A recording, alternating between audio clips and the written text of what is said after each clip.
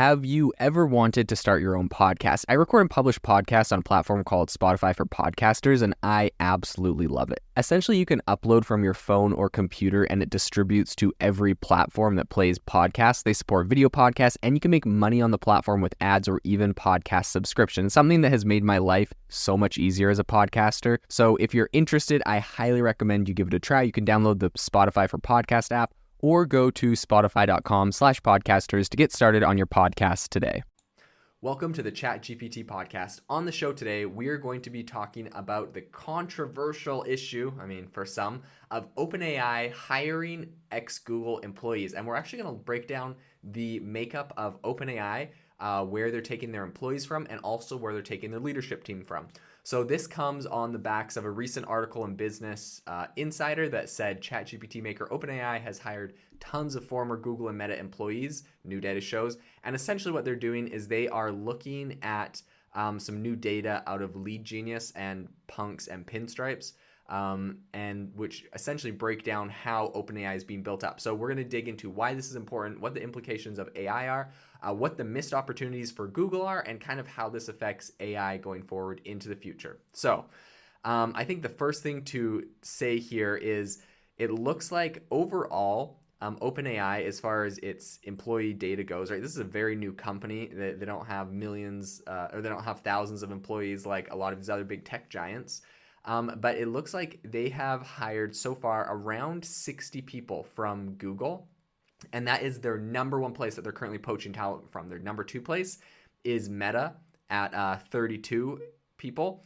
And then you have Apple. They've stolen 16 people from there, 14 people from Dropbox, and 11 people from Amazon. Now, what's interesting with Meta, Apple, and Amazon specifically, aside from Dropbox, the other three below Google is, and actually Google included, all four of these have very big AI plays that they're currently working on. So they're essentially finding people that have vast experience, years of experience in AI. And it kind of begs the question, like, why are these people moving from, like Google, which would seem like an incredibly comfortable job, to something in such a new tech startup? And I think the reason is whenever you have one of these companies come out with a product that is such a blockbuster success, ChatGPT got 100 million active monthly users on month 2. People just want to work on something where they feel like their work is being used, where they feel like they're making a difference, they're making an impact.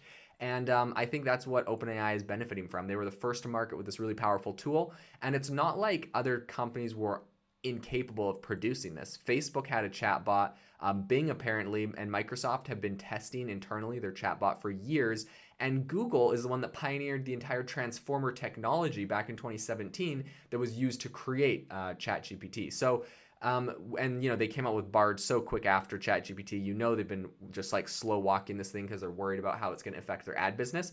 So you have to think like these employees that are looking at this incredibly innovative technology, everyone's using it, and they're stuck at these companies that have been slow walking the technology, that have been kind of getting in the way. And so it's no wonder that these people are moving over. And in addition, another really high profile person recently was the lead of self-driving or autopilot at Tesla, Andre Karpathy. He recently just announced that he is moving over from Tesla to work at OpenAI. And this comes with a lot of, if you're on Twitter and you are, kind of following the space, you're seeing a lot of these engineers that are working at Google Brain are moving over to OpenAI and getting positions there. So it's pretty interesting to see what's happening. Now, I wanted to talk a little bit about the leadership at OpenAI and what percentage of that is coming from different companies. And there's a really interesting takeaway I got here. But first off, we got 5 people from Google.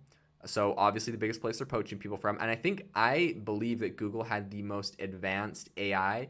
And the reason for that, second to Bing, or I think they have more data than Bing, but because essentially what these big companies are doing, when you have a search engine like Google or Microsoft's Bing, what you're able to do is you're able to look at, you're crawling the entire web. And when you crawl the entire web, Google knows what's on every single web page. And all of that data, websites have to opt in. It's on their privacy policy terms of service that they're allowing Google to crawl their website and essentially look at what data is on their website. And, if people opted out and said, no, I don't want Google to crawl my website, that's suicide for a brand. Like, no one's ever going to find you. And so Google and Microsoft's Bing, with their web searchers, their web crawlers, have been able to crawl all the data on the internet, and that's how they're able to make these really, really powerful models. So it's no wonder that Google is, so far advanced in AI, because I don't think there's anyone else that has that vast a library or even a reason to collect that much information as Google. So it's a no-brainer. Google is very advanced in AI, but they've been slow walking it. And I think people know that, so now they're getting punished for it. So Google, 5 people from Google are in leadership at OpenAI, 3 from Facebook. And what's interesting is if you go way down the list, it says 1 person from Meta. So really, that's 4 from Facebook. So Google and Facebook are the top. You got 2 from Apple, 2 from Dropbox, 2 from Stripe, 2 from Airbnb. They got a bunch of other places, including JP Morgan. And way at the bottom of the list, there's 1 person from Microsoft that is in leadership at OpenAI. But I mean, you're comparing that to 4 from Facebook, 5 from Google. Like, I kind of wonder if even when you're looking at employees from Microsoft, there's 7 employees from Microsoft working at OpenAI. But I mean, compared to almost 60 from Google, and they kind of poached them from Google's DeepMind.